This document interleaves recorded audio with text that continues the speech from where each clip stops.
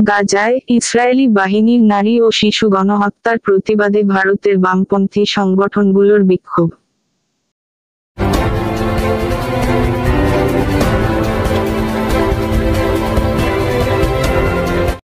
26শে June বুধবার দুপুর 2:30টায় ধর্মতলার Lenin মূর্তির সামনে বিভিন্ন বামপন্থী সংগঠনের সদস্যরা জমায়েত হন।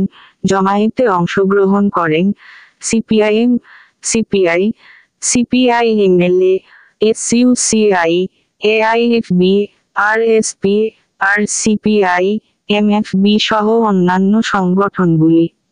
উপস্থিত ছিলেন কমরেড বিমান বসু থেকে শুরু এই মিছিলের উদ্দেশ্য অবিলম্বে গাজায় শিশু ও নারীদের উপর অত্যাচার ও হত্যা বন্ধ হোক এবং প্যালেস্টাইনের পাশে সারা ভারতবাসী